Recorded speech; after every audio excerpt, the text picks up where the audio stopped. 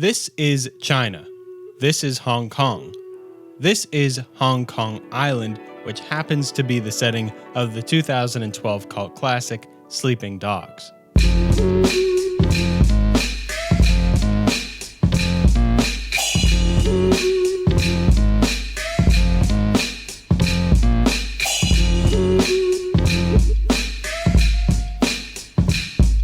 Hong Kong is a special administrative region of China, and they have a long, separate, and complicated history between the two, but that's not really the point of today's video. The Hong Kong island shown in Sleeping Dogs is actually a fairly reduced version of that island, and I don't mean it was just scaled down. It's been further reduced and reoriented to fit the design the developers were going for. This goes a step even further than that though, as there is even less playable space than what this map shows you at face value.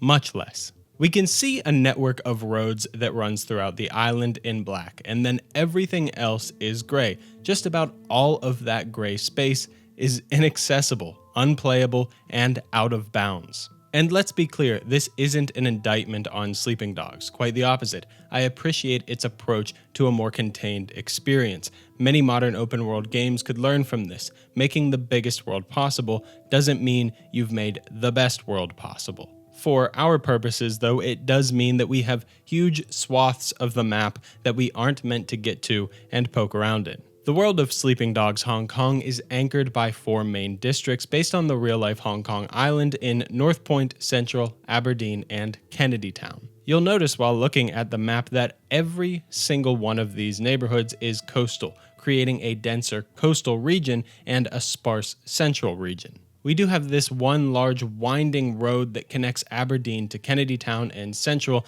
and this is where our out-of-bounds search will begin at the heart of Hong Kong Island. As I was exploring around this area, I accidentally stumbled upon a huge surprise. I was fixed on the mountainous structures and the little buildings that lined them when I suddenly noticed a pathway, but it wasn't a road. Instead, what I had found was a rail line.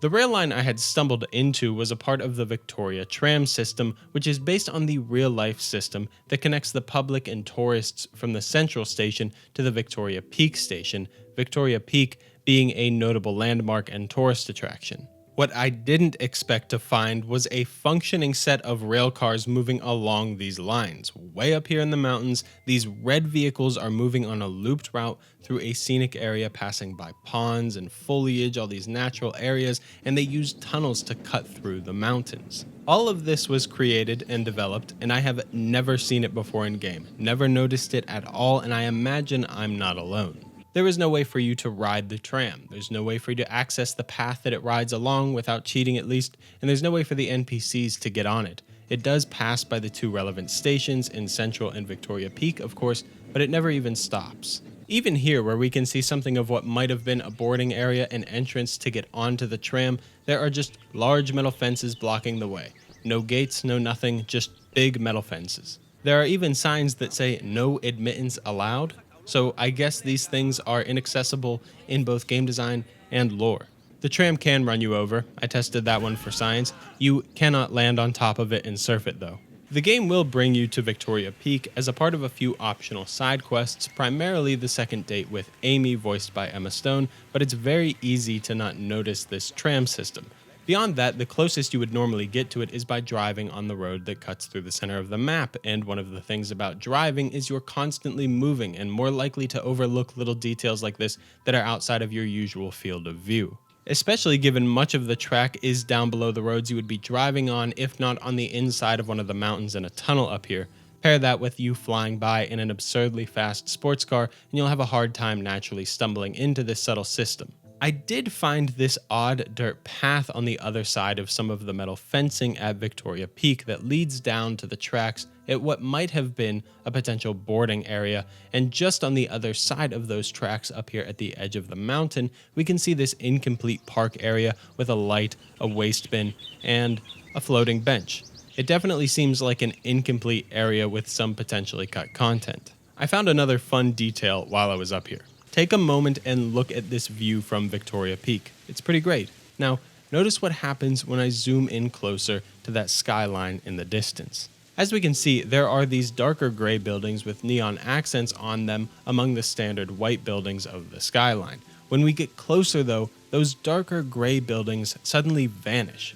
If we go to the ground, the streets below where those buildings would be, they're missing from that perspective as well. It seems that the developers added a large set of false buildings that provide a unique viewing experience exclusively from Victoria Peak. They add this sense of depth and give the impression that the city is sprawling and extensive. There's such a visual clutter with this inclusion of these false buildings that it's difficult to identify individual buildings from a distance. It just becomes this glowing concrete jungle despite being a complete facade.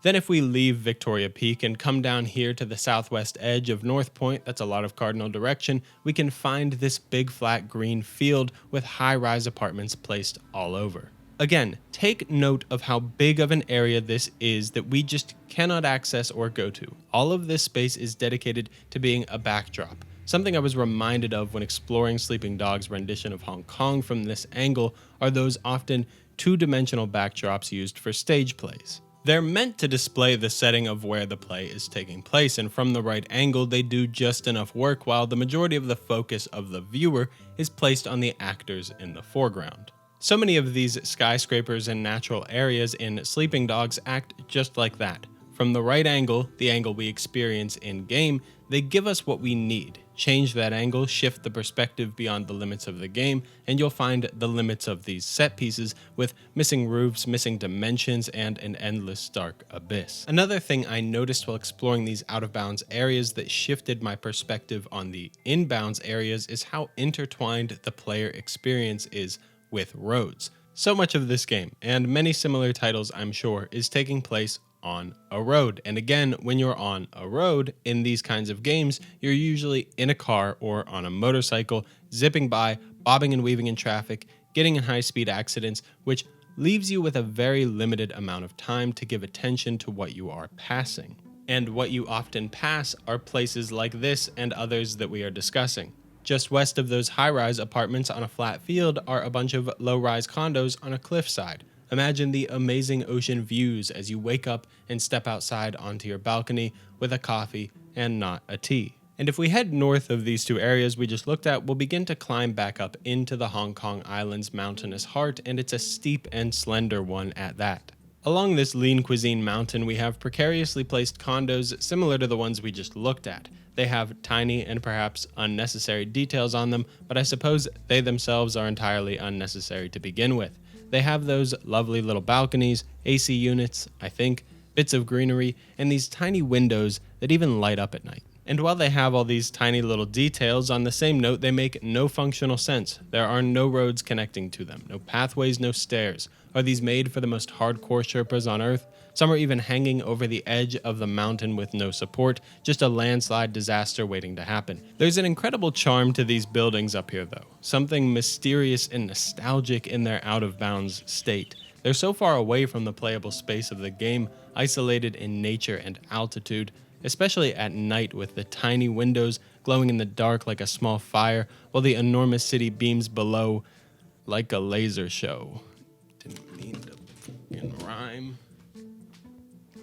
Being up here feels like being in a dream, and not like, oh my god, this has always been my dream, I'm so excited, but more like an actual dream where things are strange and incomplete. There's an aroma of normality, enough to often trick us into thinking this hallucination is real, but as soon as you realize it's a dream, or in this case, as soon as you realize you are out of bounds in a place you're not meant to be, you begin to notice the gaps. It loosely reminds me of these I Spy picture riddle books. Some of the photographs used to capture my imagination as a kid. They had me staring at them for hours. I didn't care if I spied anything. I was just happy to take it all in and look at every little detail as I pleased. They captured that waking dream state, just like these little out-of-bounds areas managed to do at times. That dream quickly descends into a nightmare as we roll down the northern side of this mountainous area into a dark abyss that sits behind the skyscrapers lining the streets we're meant to be on.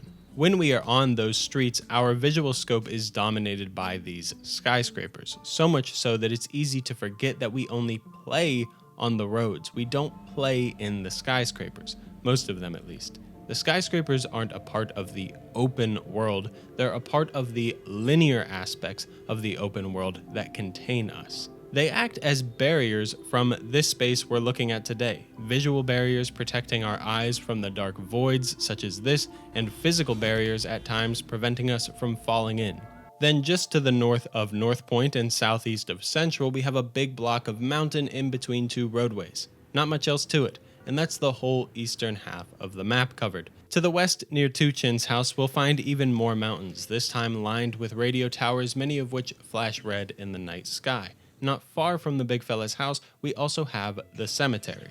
While inside the cemetery area, it appears as if you're surrounded by a dense forest, but if we pull out just a bit, we can see that there is just the illusion of a forest with large fields surrounding it, large open spaces with no trees in them. And if we look at a map, you'll notice that these two locations both cut into the center of the map. They are pockets within the world. The same is true of the temple area, Victoria Peak, the alley behind K-Bar, and others, of course.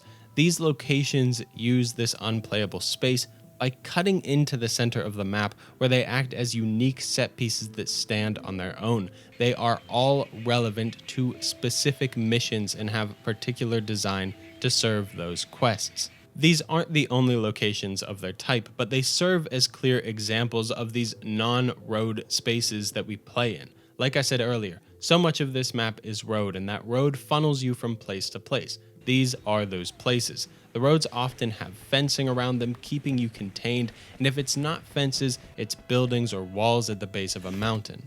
Don't get me wrong, there are some open spaces. You have some parks, docks, but there's really not all that much. Most of Sleeping Dogs is a road leading to a quest leading to one of these areas or one of the few building interiors. All of this out-of-bounds space highlights how not all open worlds are equally open. Consider a game like Skyrim. If you're on the road, you can just as quickly be off that road and roaming out into the wilderness or wherever you'd like. There are far fewer boundaries in a game like that, and the exploration benefits, but the narrative suffers.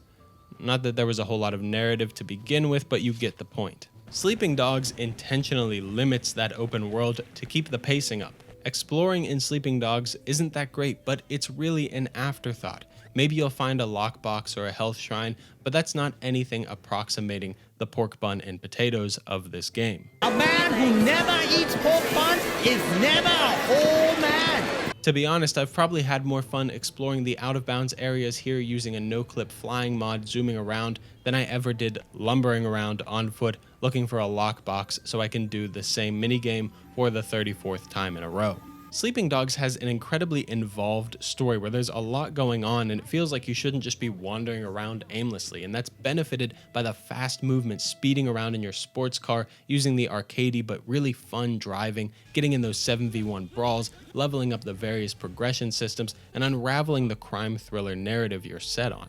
In many ways, this is an open world linear game. It's almost as if you have a linear game that just allows you to explore every aspect of every level all at once. It's a strange distinction, but I think those who have played Sleeping Dogs will understand the difference. Anyways, just south of Kennedy Town is an almost volcanic looking formation. We can see it slopes back into itself. Hong Kong was home to an active supervolcano some 140 million years ago, but this likely isn't meant to represent that. It is interesting and perhaps commendable that they didn't just copy and paste mountainous structures to use to separate the different neighborhoods. This is a different structure than what we've seen in other areas. And it is a little detail like this, a little difference in the world space that breaks things up, because this is a really crowded world space with a lot of similar looking dense urban streets and alleyways, that having small differences in the regions over time and over the course of your playthrough allows you to break things up and at least subconsciously notice like, okay, I'm here, not there, or I'm there, not here. Finally, occupying that space between Kennedy Town and Central, we have much of what we've seen before. Up near Wei Shen's Kennedy Town apartment, we have some natural space in and around the other apartment buildings. And I'm telling you, the ambiance from some of these places is unintentionally amazing. If you can get the right angle to avoid looking at the dark chasms falling into the earth, you can just sit back in this lush green space with birds chirping and the hum of the forest while the faint sounds of the city still echo in the background. It's very pleasant.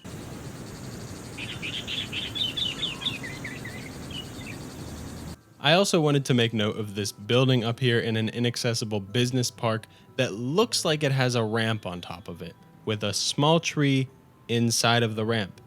It totally looks like we were meant to drive a car off of this thing and fly in between two skyscrapers. Unfortunately, many of these areas have no boundary boxes, so if I try and place Wei Shen down in them, he'll just fall through.